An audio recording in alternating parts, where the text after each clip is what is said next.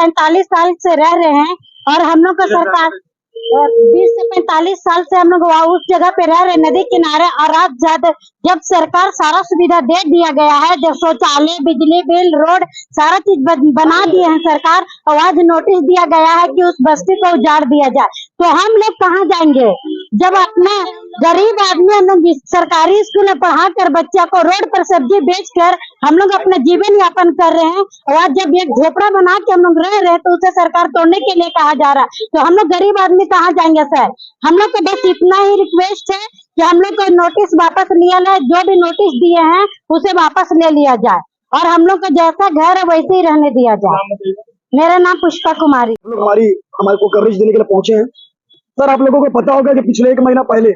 भूयाडी क्षेत्र अंतर्गत इंदिरा नगर और कल्याण नगर में 145 घरों को चिन्हित कर अचल अधिकारी के द्वारा धारा 1956 सेक्शन 3 के तहत नोटिस थमाया गया। नोटिस थमाने के तुरंत पश्चात दूसरा नोटिस दिया जाता है, और जब हम लोग अचल अधिकारी के पास नोटिस लेकर पहुंचते हैं तो माननीय अचल अधिकारी एनजीटी का हवाला देकर हम लोगों को बल गलाने का काम करते हैं कि नेशनल ग्रीन ट्रिब्यूनल की कार्रवाई के मद्देनजर आप लोगों को नोटिस थमाया गया है।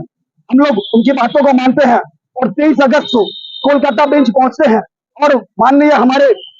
अधिवक्ता संजय उपाध्याय एक याचिका दायर करते हैं और कहते हैं कि पुनः सर्वे किया जाए और इनकी मांगों को पुनर्वास की तहत देखा जाए। तो न्यायाधीश का कहना होता है कि सर्वे रिपोर्ट के अनुसार भूयाडी क्षेत्र अंतर्गत इंदिरा नगर और कल्याण नगर यहाँ दाखिल नहीं किया गया है। जब हमारा मामला एनजीटी में नहीं था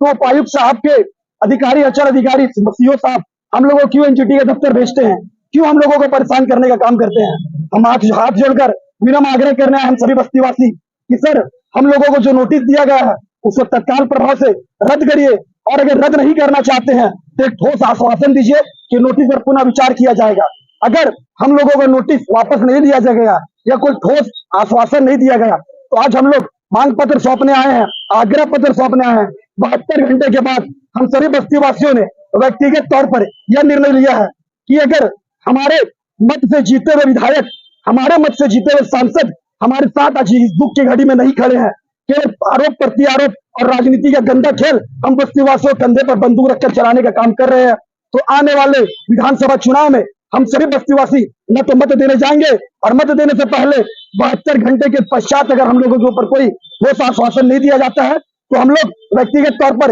एक अर्जी लेकर आएंगे उपायुक्त महोदय के पास और कहेंगे कि सर, अगर हमारा घर अवैध है, अवैध तरीके से हम लोग निर्माण करके रह रहे हैं, तो हमारे मत को, हमारे मताधिकार को आप अवैध घोषित कर दीजिए, और हम लोगों को लोकतंत्र के महापर्व जो 2 महीने के बाद हमारे राज्य में विधानसभा का चुनाव होना है उससे वंचित कर दीजिए, और हम लोगों को जो पहचान पत्र है उसको आप निस्तारित करके जमा ले लीजिए। पहले आप पहचान पत्र को जमा लीजिए, क्योंकि हमारे पहचान पत्र से जो हमने मत दिया था उसी से राज्य में सरकार और केंद्र में सरकार बनी थी। आज इस दुख की घड़ी में अगर सरकार हमारे साथ नहीं है, जिला अधिकारी हमारे साथ नहीं है, तो जिला अधिकारी के द्वारा बनाए हुआ पहचान पत्र को अवैध घोषित करिए और हम लोगों को लोकमत से बाहर करिए, तत्पश्चात बुलडोजर लेकर हमारे घर पर पहुंचिएगा।